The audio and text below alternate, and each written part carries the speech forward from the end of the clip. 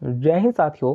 तो SSC CHSL का अगर आप कट ऑफ देखेंगे तो ऐसा नहीं है कि बिल्कुल कम ही जाता है हर एक बार। कट ऑफ इसका लगभग अच्छा खासा जाता है, अर्थात अच्छा खासा कंपटीशन इसमें होता है। तो इसमें सिलेक्शन के लिए डेडिकेशन तो चाहिए होगा। अगर डेडिकेशन नहीं होगा तो सिलेक्शन से बहुत दूर जाएंगे, क्योंकि यहाँ पर आपको हर एक सब्जेक्ट को लगभग मजबूत करना पड़ता है और हर एक सब्जेक्ट में आपको एक टारगेट लेके चलना होगा कि किस सब्जेक्ट में आपको कितना स्कोर करना है। और देखिए, हर एक सब्जेक्ट में आप अच्छा स्कोर करेंगे तो ही आपका बेहतर स्कोर हो पाएगा।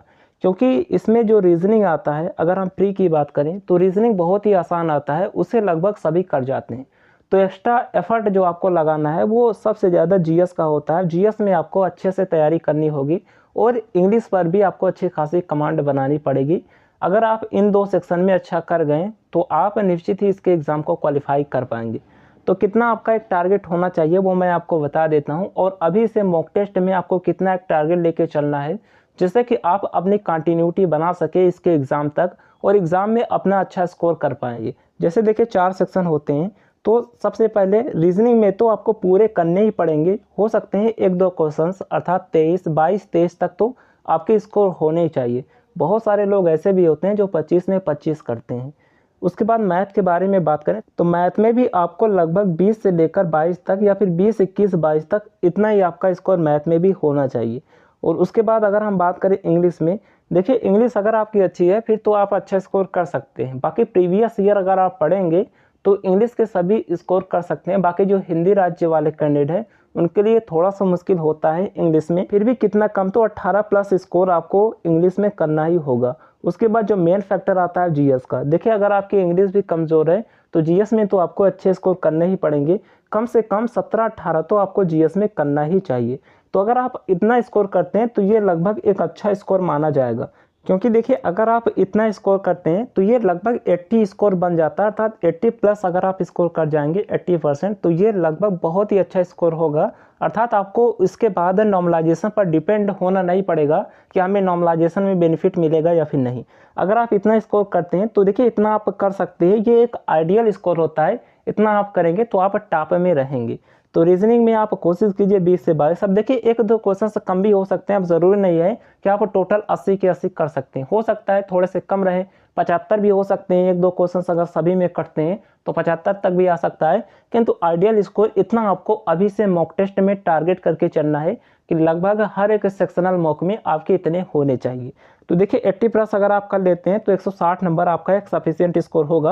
अगर आप 75 भी करते हैं फिर भी 150+ आपका अच्छा स्कोर रहेगा। इसका प्री आप क्वालिफाई कर पाएंगे। और देखिए, अगर आप इसकी तैयारी कर रहे हैं तो ज़रूरी है कि प्रीवियस ईयर लगाए प्लस ज़्यादा से ज़्यादा प्रैक्टिस करें, क्योंकि कॉन्सेप्ट पढ़ना ही ज़रूरी नहीं है, ज़्यादा ज़रूरी है इसका प्रैक्टिस करना। और इसके लिए अगर हम बेस्ट बुक के बारे में बात करें जहाँ पर इसका सारा प्रीवियस ईयर भी कवर किया गया है, तो वो आपको चक्षु प्रकाशन का मिल जाता है। ये बुक स्पेशल लेटेस्ट पैटर्न पर तैयार की गई है और जितने भी प्रीवियस ईयर के क्वेश्चन है उन सभी को इस बुक में कवर किया गया है। और देखिए, इसमें ज़्यादा से ज़्यादा प्रैक्टिस सेट दिए गए हैं और प्रीवियस ईयर के बेस पर चैप्टर वाइज, जैसे कोई एक चैप्टर हो गया तो उसी से रिलेटेड जितने भी प्रीवियस ईयर प्रश्न आए हुए हैं उसी के बेस पर यहाँ पर चैप्टर वाइज कवर किया गया है। और इसमें नीचे जो है सॉल्यूशन के साथ कंप्लीट एक्सप्लेनेशन भी दिया गया है। यहाँ पर उससे रिलेटेड जो और भी प्रश्न बन सकते हैं उन सभी को कवर किया गया है। तो यहाँ पर देखिए, जैसे ये कोई चैप्टर हो गया, उससे रिलेटेड जितने भी आपके एग्जाम में प्रश्न बने हैं या फिर बन सकते हैं उसी से रिलेटेड प्रैक्टिस दी गई है। क्योंकि ज़्यादा से ज़्यादा आप प्रैक्टिस करेंगे तो ही आप समझ पाएंगे कि किस तरीके से क्वेश्चंस आते हैं। और मैक्सिमम प्रीवियस ईयर ही रिपीट होते हैं, तो यहाँ पर सभी प्रीवियस ईयर भी कवर किया गया है, जहाँ से डायरेक्ट क्वेश्चंस आपके एग्जाम में देखने को मिल जाएंगे और सोल्यूशन विथ एक्सप्लेनेशन के साथ इसमें दिया गया है। तो इसके जरिए आप अपनी तैयारी को बेहतर कर सकते हैं। बहुत ही मिनिमम प्राइस पर ये previous year best solve paper आपको मिल जाएगा। बाई करने का लिंक आपको वीडियो के डिस्क्रिप्शन बॉक्स में मिल जाएगा।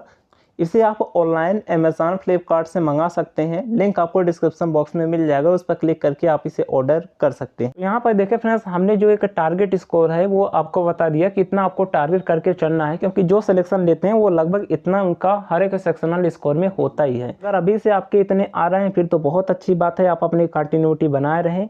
आपका सिलेक्शन निश्चित ही हो जाएगा। बाकी आप अपने कैटेगरी के अकॉर्डिंग कम ज़्यादा नंबर भी कर सकते हैं, आप अपना कैटेगरी के अकॉर्डिंग देख लीजिएगा। फिर भी जितना प्रीवियस ईयर कट ऑफ गया है उससे +5 क्वेश्चंस आपको ज़्यादा ही टारगेट करना है राय स्कोर, क्योंकि अगर आप इतना राय स्कोर करते हैं ग्रेजुएशन के बाद आपका सिलेक्शन हो ही जाएगा।